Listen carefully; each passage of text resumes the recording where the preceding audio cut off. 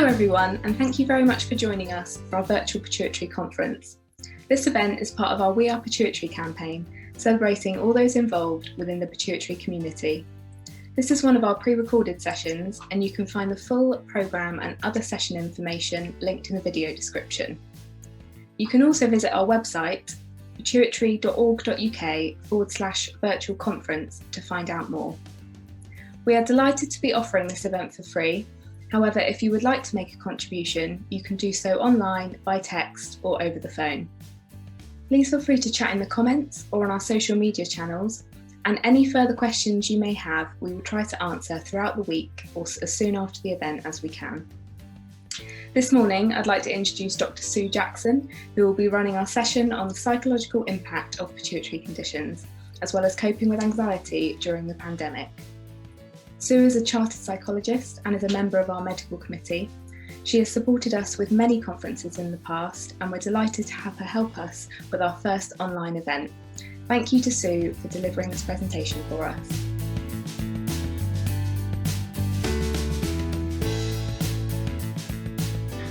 Okay, so I'm Dr. Sue Jackson. I'm an independent Chartered Psychologist. My specialism is the link between mental and physical health. I do some lecturing at the University of Plymouth, and I have a small private practice where I work with clients one-to-one. So today's talk is the psychological impact of pituitary conditions, and the focus is on common problems and things I get asked a lot, so FAQs, frequently asked questions.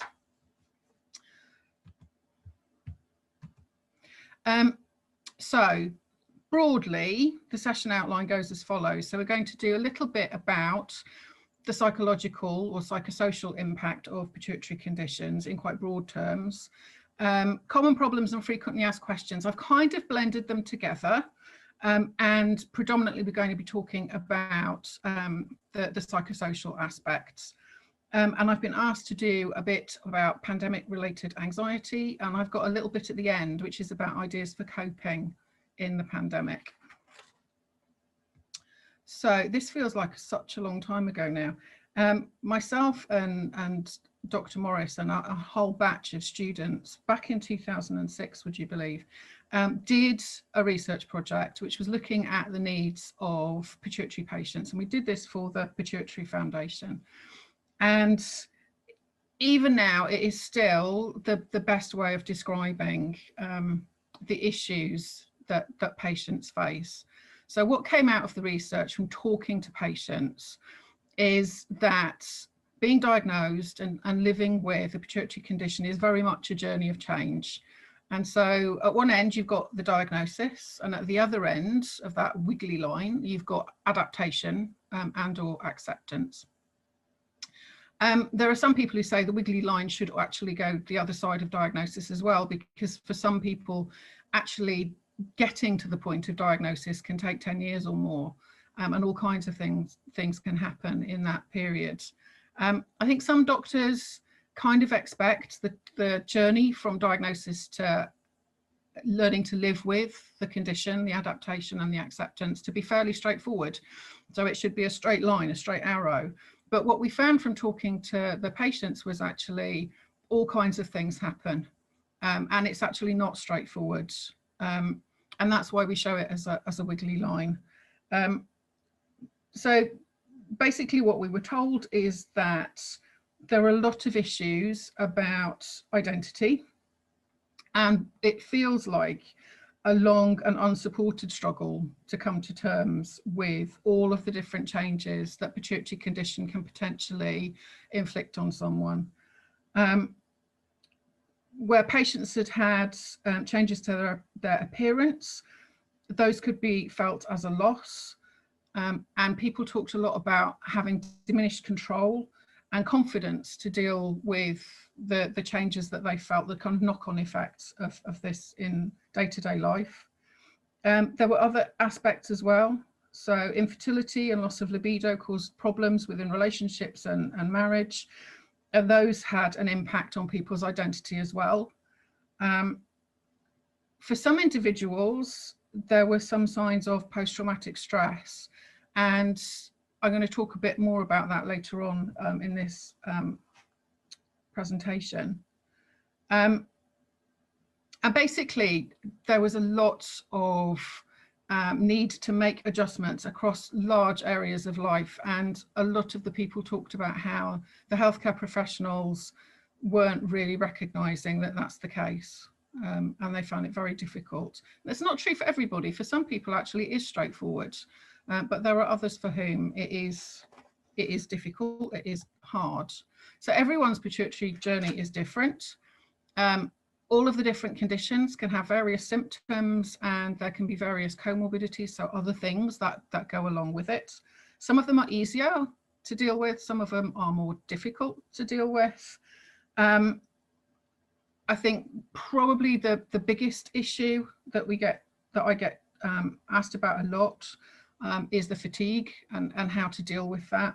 Because it has so many implications, it limits life so much in terms of what you can do, and you have to make difficult choices about how you're going to spend whatever little energy you've got. Risk of isolation. So what that means is other people not understanding. So that can be healthcare professionals not understanding, and it can be friends and family not understanding, workmates not understanding. And that can leave people feeling quite isolated and quite vulnerable. The symptoms, the psychological impact can be very, very difficult to explain to other people. And it can leave people feeling quite alone. I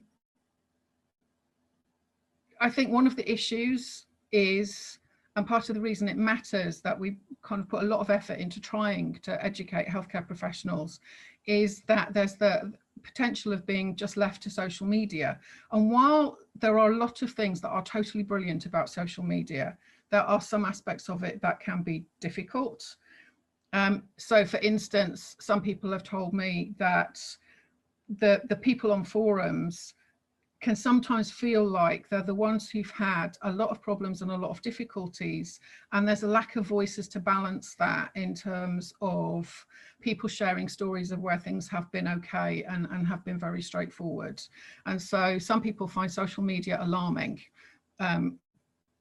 So I think part of the problem from healthcare professionals is that they don't believe that, even though there is good research that shows that if they just acknowledge that living with a pituitary condition, or indeed any other chronic condition, is difficult and individuals face a whole lot of challenges, then actually that in itself is therapeutic. They don't have to be able to offer a solution. They don't have to be able to do CBT or psychotherapy or whatever it is.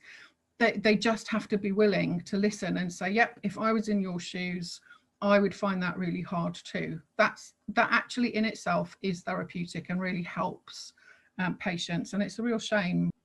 So this slide came from a presentation that I saw by a patient at a conference when I was in Rotterdam. And he was talking about how the healthcare professionals who supported him with his condition only ever really talked to him about his body, his medical treatment, his blood results. And he said he was much more than that. And he felt that his family and friends and him were the only ones who recognised that actually the condition has an impact on all of the different aspects of what it means to be human. So I went away and had a little think and came up with this, which is a way of kind of describing all the different components of what it means to be human. And you might want to change some of these aspects, but broadly speaking, this is what it takes to be a human. So we have mind, we've got thoughts, we've got ideas about how the world works, we've got beliefs, we've got appearance, which, as I've already said, for some of us, that changes when we have chronic condition. We all have personalities and characters, and again, for some of us, that changes as a result of chronic condition. We have feelings, moods and emotions. Our history and experience, hugely important in terms of who we are. To a greater or lesser extent, spirituality, and then body, the sensation and symptoms. When I talk to healthcare professionals, They're actually very clear that they do understand that pituitary conditions can change all of these aspects. And they're under the impression that patients know that they accept that pituitary conditions affect all of these aspects of what it means to be human. When I talk to patients, though, it is very clear that they don't believe that the healthcare professionals do have any really good understanding of the extent to which pituitary conditions affect what it means to be human. I think, from my point of view, there are a couple of things that doctors really, really don't understand. One of the things that the pituitary patients talked to us about when we did the needs analysis was this idea of being ambushed. So you'd get partway through, you'd have your diagnosis, you'd have some treatment and so on, but then it can feel like you get ambushed by other things that sort of happen that you weren't necessarily expecting. And for some people, you can end up in a situation where you no longer trust your body because it keeps letting you down, it keeps doing really strange things, and it's very uncomfortable, very difficult to live with. And I don't think doctors understand what it's like to be trapped inside something that isn't behaving the way that you want it to or need it to. I think the other thing that doctors don't necessarily understand is the different kinds of reactions that it's possible to have towards being in this condition of living with a chronic condition. I've seen a worrying trend of GPs pathologizing perfectly normal reactions and sending people to see the counsellor because they cried, because they've been given a diagnosis of having a tumour that's in their brain. Crying in response to that is totally normal. You don't need to see a counsellor if something has upset you. You can see a counsellor, obviously, if you wanted to, you could. But I do worry that some GPs kind of rush to pathologizing things that don't need to be pathologized. It's normal. So the other thing that the patient at the Rotterdam conference talked about were the demands that self-management makes on your time. And that really, really struck me.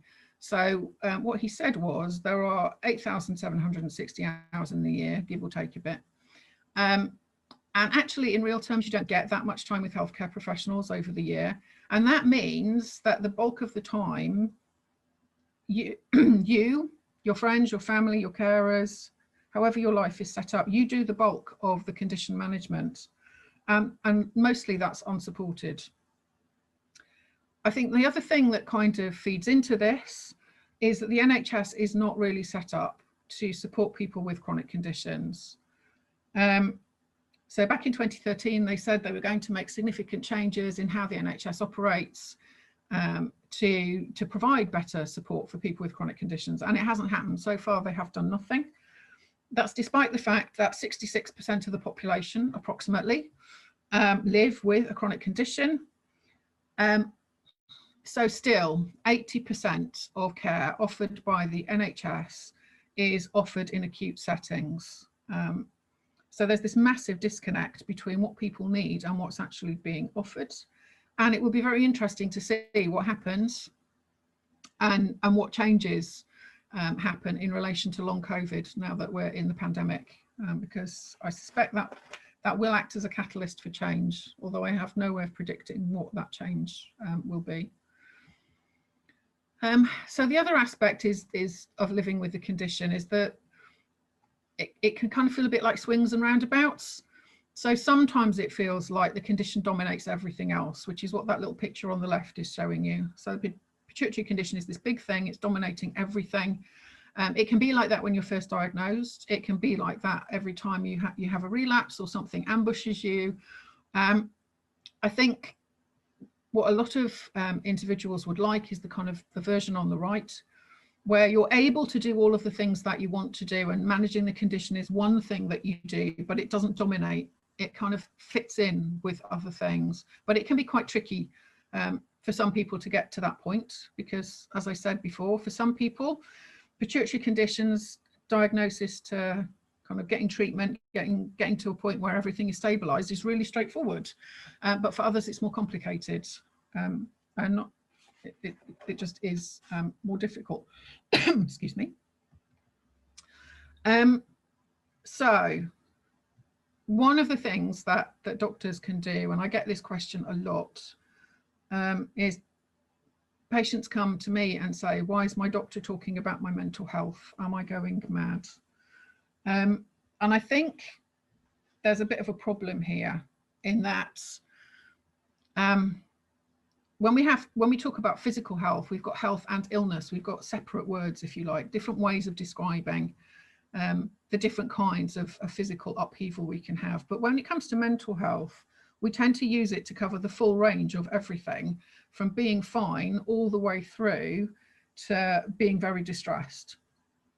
And I think historically, because there was quite a lot of stigma about having mental health issues, people hear the term mental and think that the doctor is talking about the kinds of very serious long-term chronic mental health conditions like psychosis, not realizing that we use the same term for temporary. So temporary in medical speak is acute. So temporary problems with something like stress or anxiety. So this slide basically just summarizes what's good mental health.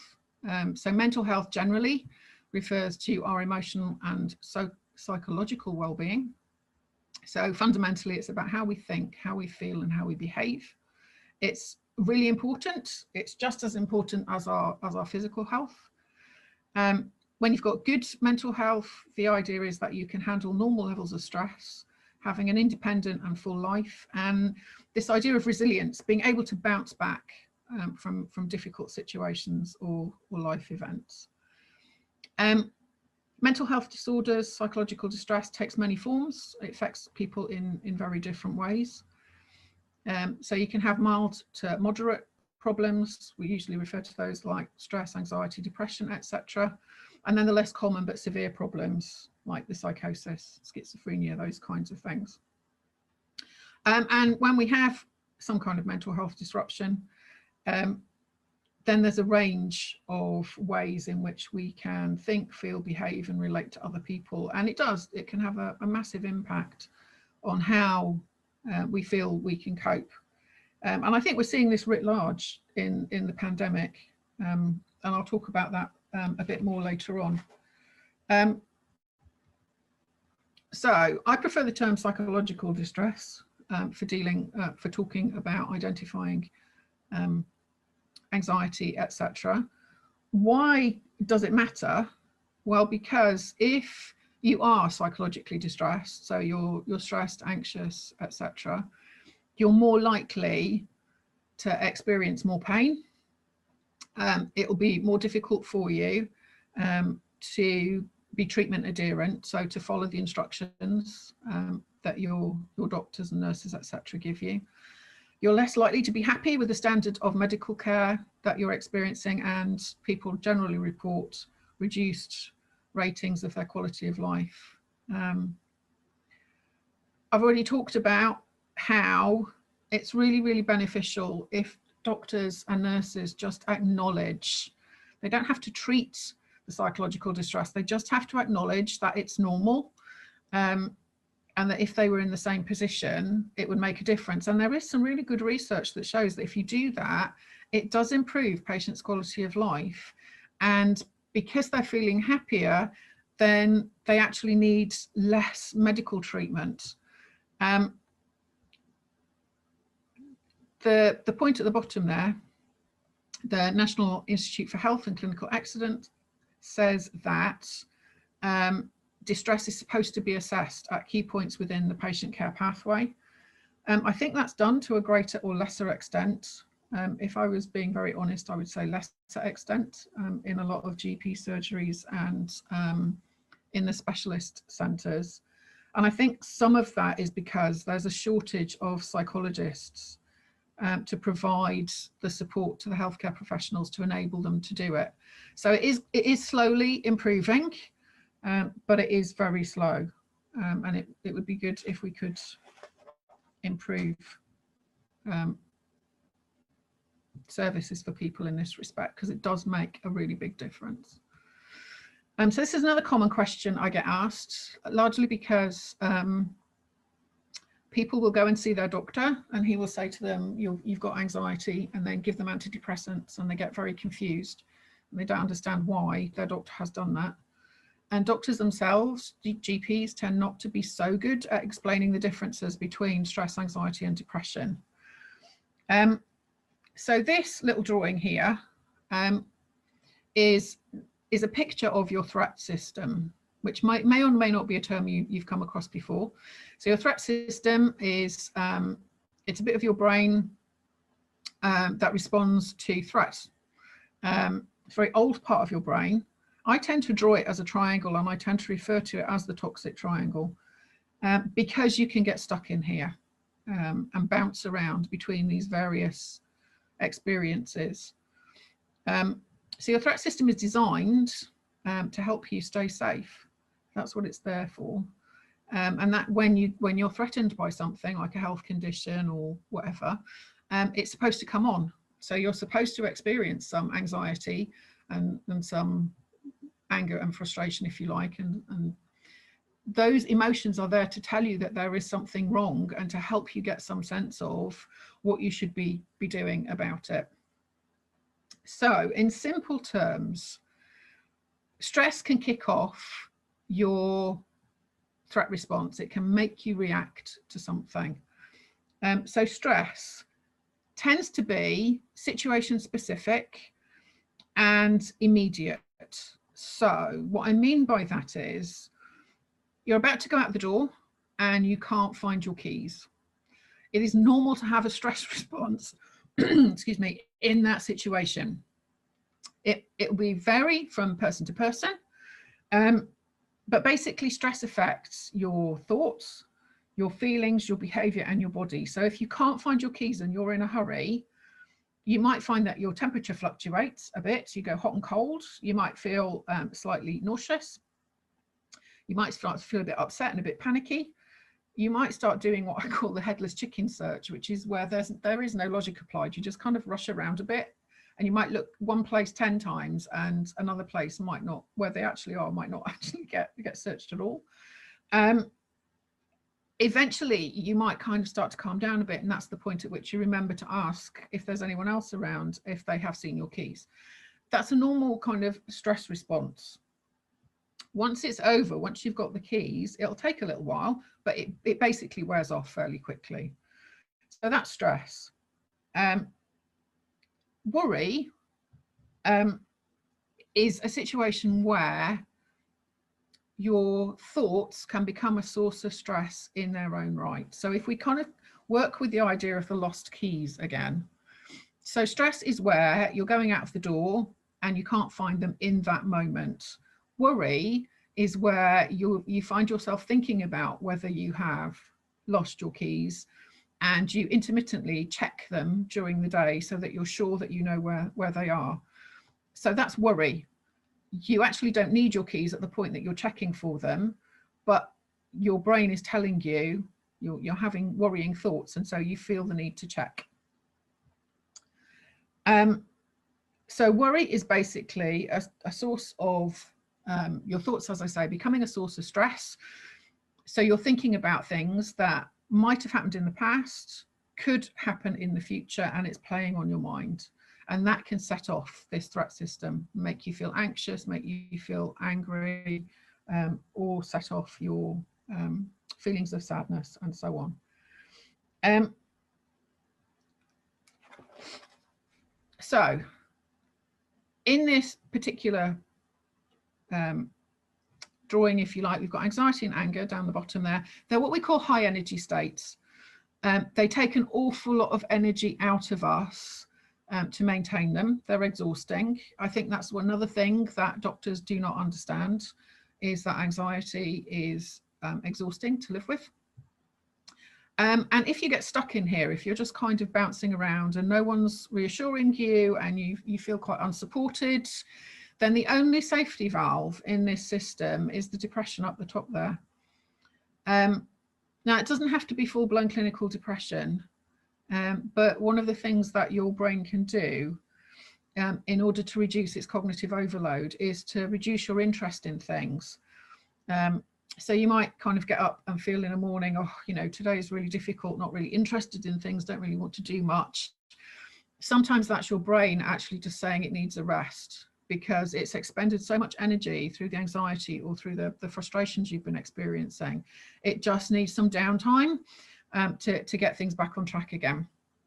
So depression can be, as I say, a bit of a down day, a bit of a duvet day.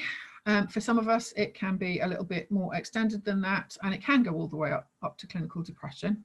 But for lots of us, actually, it just sort of, it's the odd bit now and then where we kind of feel a bit low. We might think it's not actually useful. It is, in terms of being a safety valve. Depression's also, or sadness is also a way, particularly when we've experienced a lot of grief or loss, like a lot of us have during the pandemic. Sadness is a way to encourage you to take time out and reflect on why something really matters to you. And it's actually a really important part of promoting our well-being. It might not feel like it at the time, but actually emotions, as I said, they're ways of us talking to ourselves about how much something matters to us. It's how we respond to them that matters. Full-blown depression does need support from professionals, but less or lower levels, I should say, really, of depression don't necessarily. You need some sympathy, you need someone to acknowledge it, and you need to be patient with yourself as your body works through it. But it depends how it's manifesting. So if you're concerned, it is definitely worth talking to your GP, but hopefully that's a useful little guide to how things are different, if you like. Now on the bottom there, we've got stress, worry and trauma. And there can be some confusion about, well, what's the difference between stress, traumatic stress and post-traumatic stress? So stress, if you like, can be seen as a bit of a continuum. So on one end, we've got normal everyday stressors like being too hot or too cold. You might not think of that as a form of stress, but actually is, because it puts you under pressure. Being hungry or thirsty, again, you might not think of those as being sources of stress, but actually they are, because again, they put you under pressure. Losing the keys, we've already talked about how stressful that is, but those are kind of low level, normal kinds of stress, if you like, at one end of the continuum. Traumatic stress, that can occur when, say, someone has witnessed something that's really quite shocking. So one of my students has recently witnessed someone get knocked over by a car, which is traumatic because it was totally unexpected. There was no indication that this was going to happen. She was minding her own business and then witnessed this car accident. So traumatic stress is where you have seen something that is truly shocking and your brain needs time to understand and make sense of what it's seen and to work through the emotions associated with it. Traumatic stress will quite often just resolve itself as long as somebody acknowledges that what you have experienced is shocking and difficult and traumatic, which is what I was doing for my students the other day, and kind of saying what you're experiencing is totally normal. It's to be expected. You just need to be kind to yourself for a few days because you're going to be a bit vulnerable and a bit wobbly while your brain works through this. PTSD is post-traumatic stress disorder.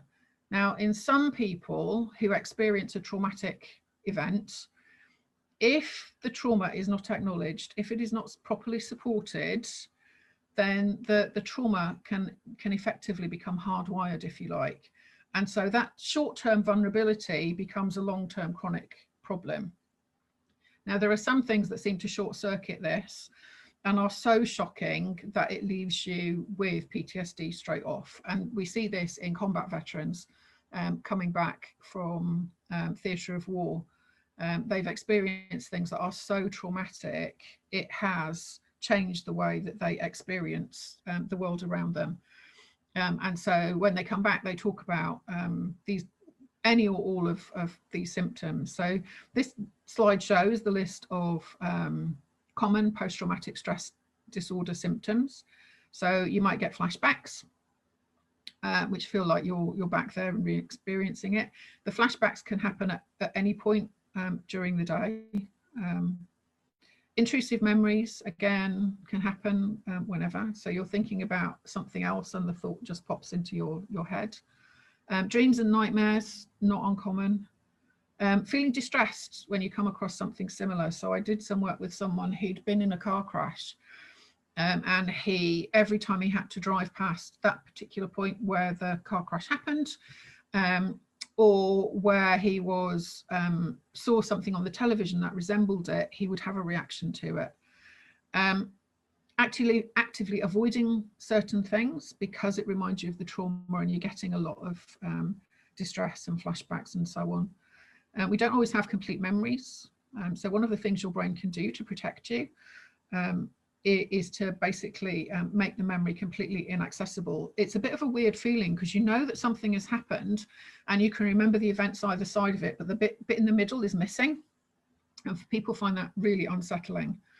You can feel a bit detached from other people. And you can have what's called an exaggerated startle response. So if somebody drops something near you, you kind of do this massive jump, which is slightly out of proportion to the thing that's just happened. So if you get any of these symptoms, and if you're concerned that you may have PTSD as a result of diagnosis, as a result of treatment, it can happen, then it is worth going to talk to your GP, because PTSD needs proper psychological support. It's not something you can deal with on a self-help basis. So common stress can be, traumatic stress can be up to a point, but PTSD really does need professional input.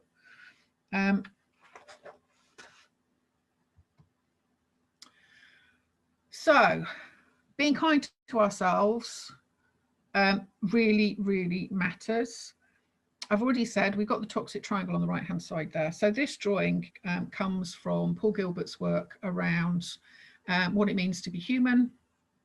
And he was very interested in, and remains interested in, why compassion towards ourselves and towards other people is so profoundly important.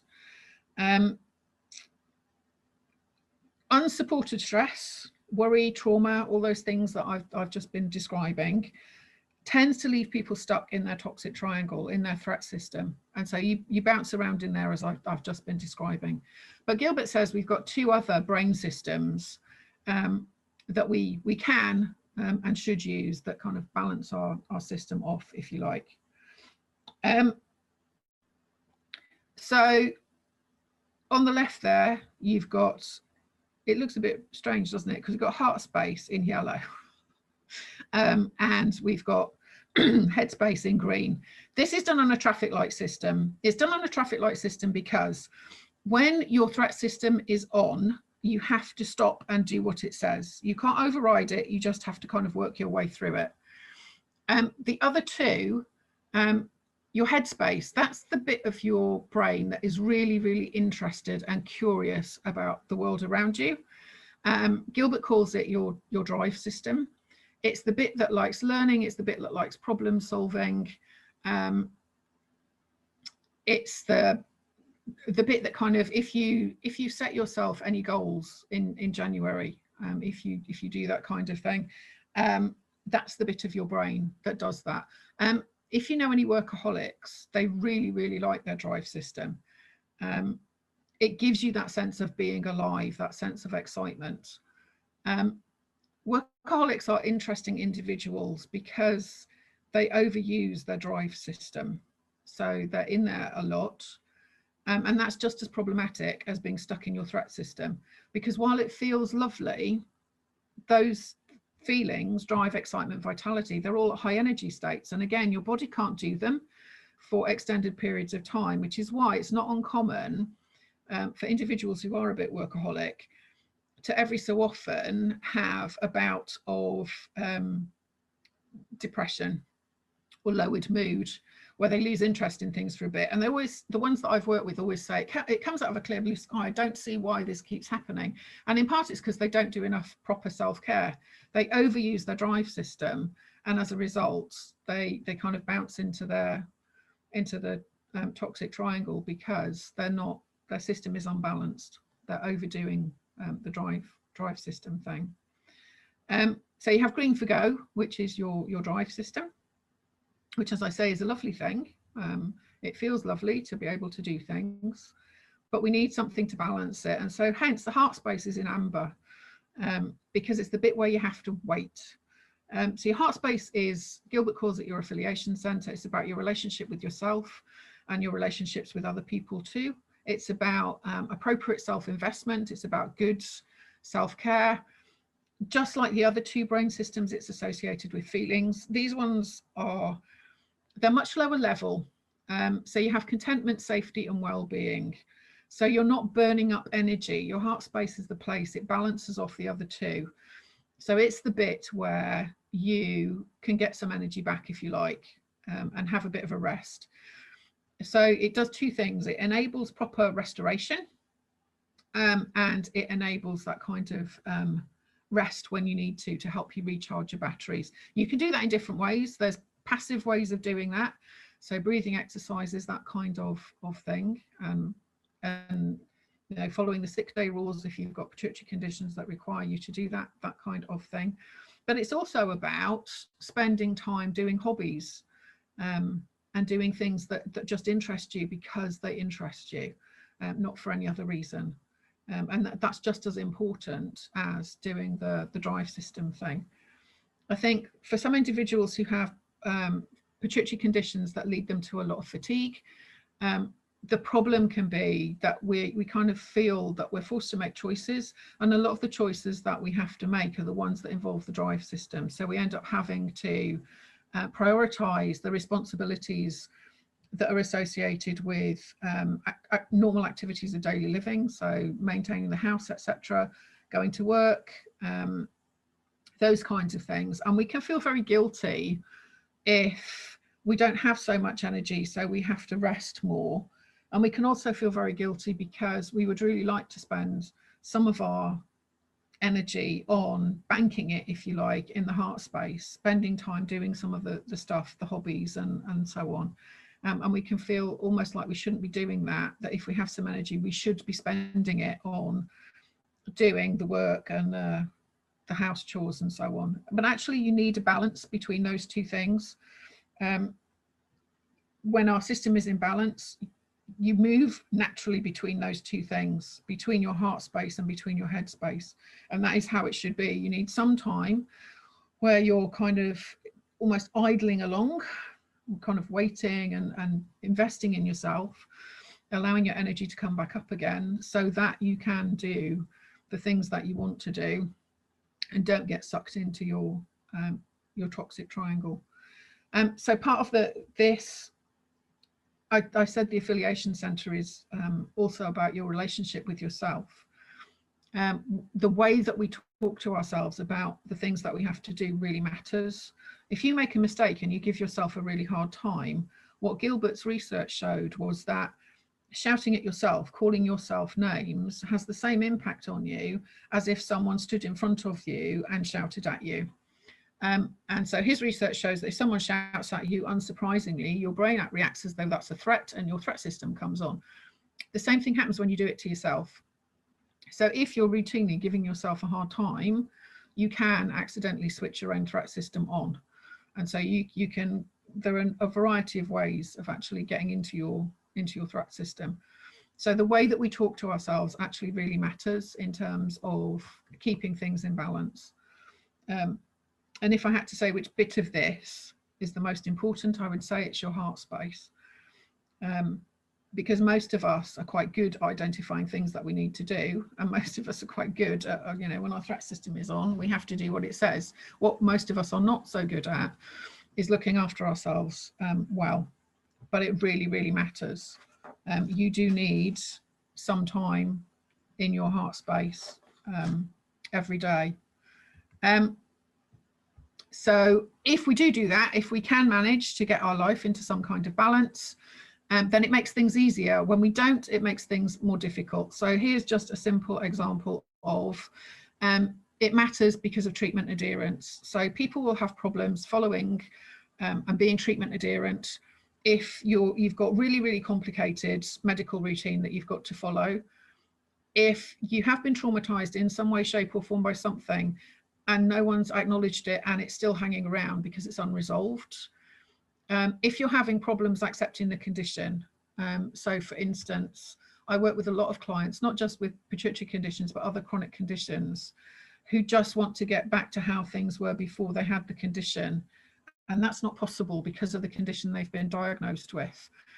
And so accepting it to kind of get to the point where we can work with their new normal and get some good quality of life back that will be different to how it was before, but it's not better or worse, it is just different.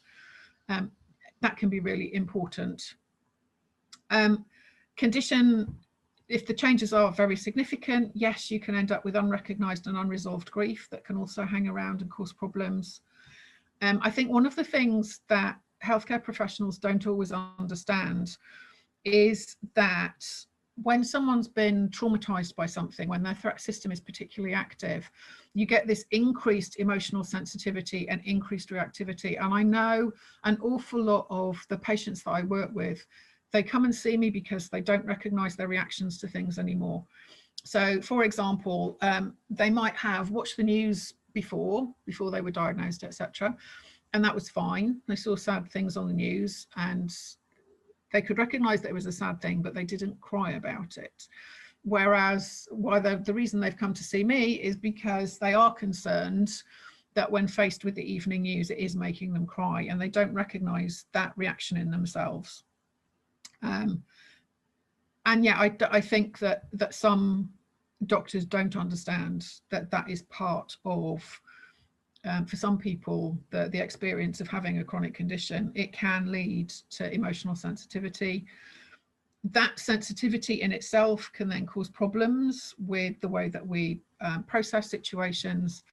And it's not uncommon to experience short-term memory problems as well. And I think because doctors don't necessarily understand that, patients can have concerns about memory and so on.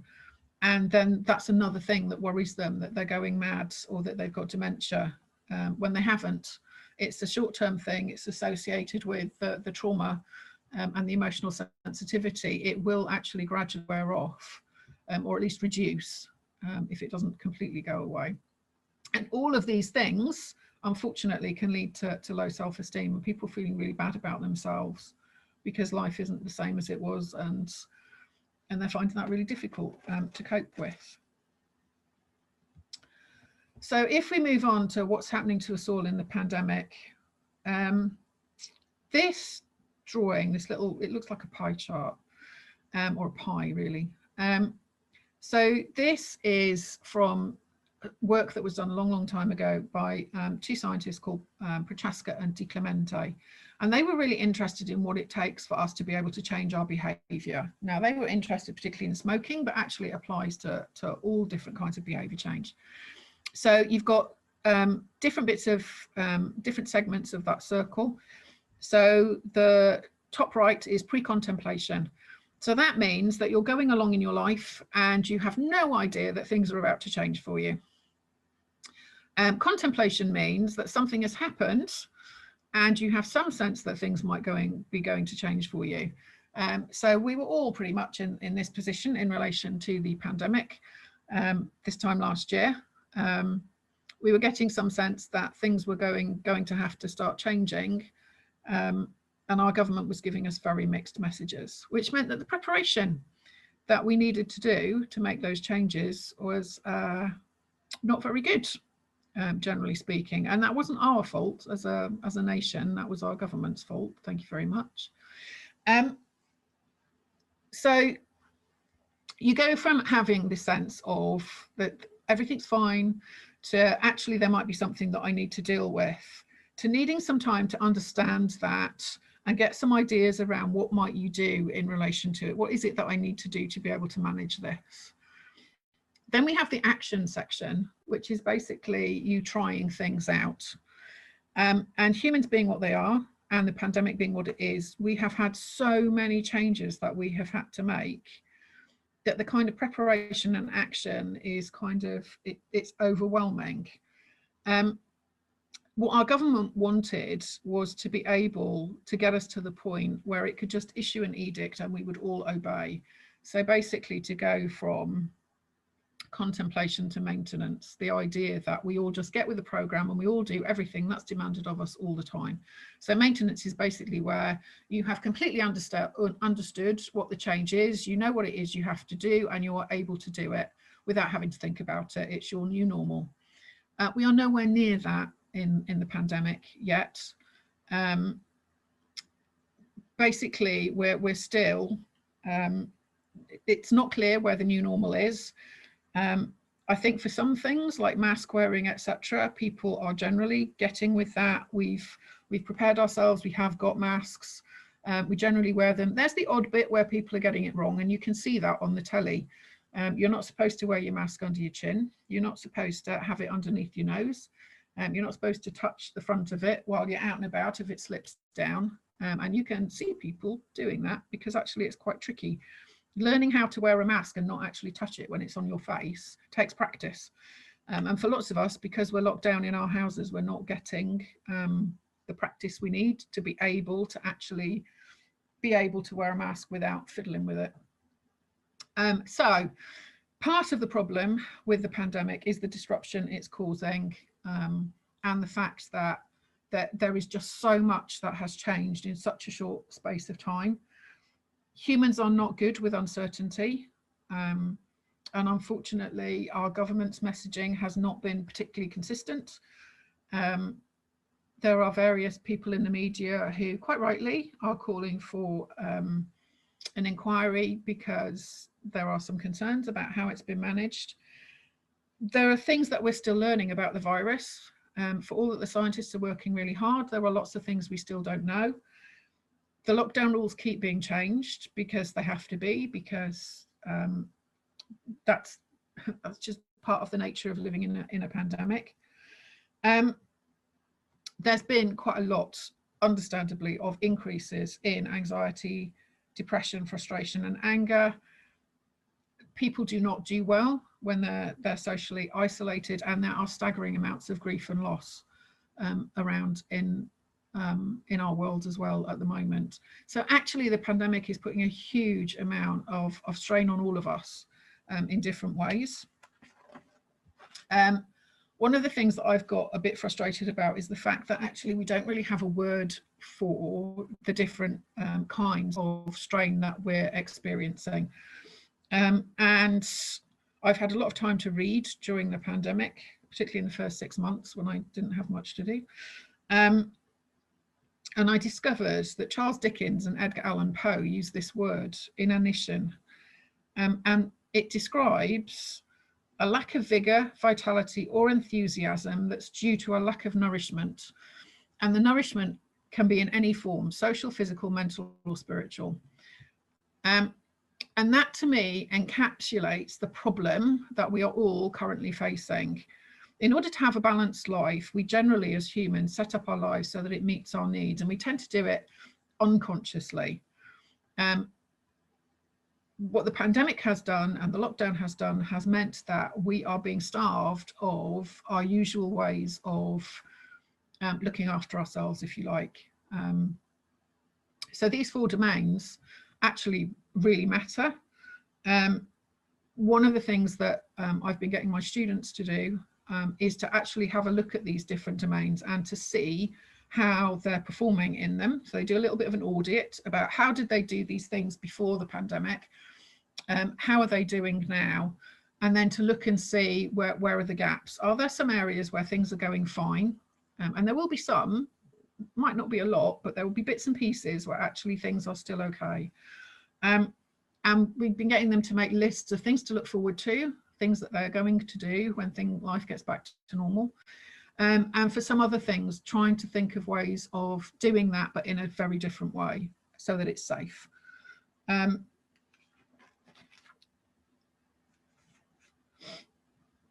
So one of the things that really matters is again, during the pandemic for all of us, is being kind to ourselves, being our own best friends, respecting our limits. This thing is affecting us all in different ways. Some of us will have fluctuations in our energy. Some of us will feel well or ill, not necessarily related to the virus, but you know, there are ear infections and all sorts of stuff going around at the minute.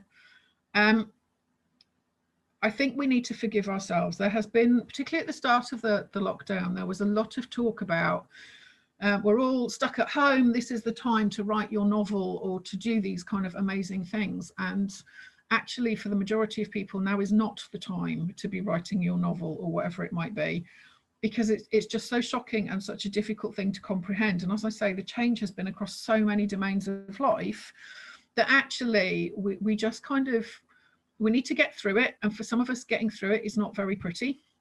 It might involve eating too much. It might not involve that much exercise, and it certainly might not involve writing a novel. But that's okay. We need to be kind to ourselves. The thing I found really helpful is coaching myself or coaching yourself. So I have these little mantras that I use. So all I have to do now is whatever the next thing is that I have to do. What's the next easy thing to do? Because, you know, when you're tired and feeling a bit stressed, you need something easy to do. And when I do actually do something, commending myself for actually doing it. So that's a good job done. And remember to be careful how you're talking to yourself, because if you're beating yourself up, as I've said, you can accidentally set off your own threat system, and you really don't want to be doing that on top of everything else. This is a really useful thing to practice as well. Gratitude, or the rule of three. The idea is that we embrace small pleasures. And so those pictures there, the crocuses are up in my garden, and so are the snowdrops, and it is really lovely. So each night what you do is you mentally review your day and see if you can think of 3 things where you were satisfied or contented. They can be small things like the crocuses and the snowdrops coming up in the garden, like my cat doing cute things. It doesn't matter, and they don't have to make sense to anyone else. You just have to acknowledge them. The following morning, it's a good idea to review your list from yesterday, because it sets your brain up to go and look for some more today. It's not easy to start with, but actually, if you keep on practicing it, it makes a difference. So rather than trying to run away from the anxiety or whatever, actually focusing on those small things that are still there, they haven't gone anywhere. It's a natural, gentle counter to anxiety, and it really does help. So gratitude, or rule of three, or whatever you want to call it, but it's a really, really good habit to get into. Other things, have some kind of structure for your day, but avoid being over ambitious. As I said, this is not a time for novel writing. Using lists, other written reminders, particularly if you're feeling a lot of stress, etc., it's very easy to kind of forget things. So having some kind of list. Keeping in touch with other people. I've noticed that various of my friends like to do this in different ways. So I've got one who likes to text, one who likes phone calls, a couple who like emails, and a few that like Zooming, whatever. As long as you're having some social contact. I saw a thing the other day, actually, it was really lovely, was someone recommending that the people that matter to you, take some time to write a card and send it to them, so they have an actual thing that shows that you're investing in the relationship and that they matter to you.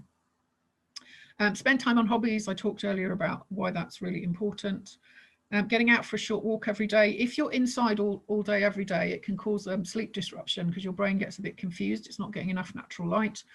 So getting outside at lunchtime or late afternoon helps your brain know where it is in its daily cycle and can help reduce some of the problems people are reporting in terms of sleeping. And restricting time spent on social media and the news. Social media can be fantastic, but it can also be a problem because some of the stuff that's out there isn't, not all of it is sensible advice for dealing with the pandemic. So you need to be looking at reputable sources of information rather than randomly clicking through all kinds of things, because that's not good for you. And the hashtag at the bottom there, be more cat, that's my family's thing. My cat is very good when it comes to dealing with bipeds. Although I draw the line at diving under cars or hiding under the hedge when I see another person. But by and large, being more cat is working out really well for us. So when we're talking to each other, we finish off with the be more cat as a way of reminding us how to manage the pandemic. So we are Team Garfield, who is my lovely cat. So there you go. I hope that has been useful and interesting, if nothing else. I hope it's given you some information about what you might be experiencing, why you might be experiencing it, particularly in relation to the pandemic. I hope it's given you some ideas for things that you might want to try to help you deal with this.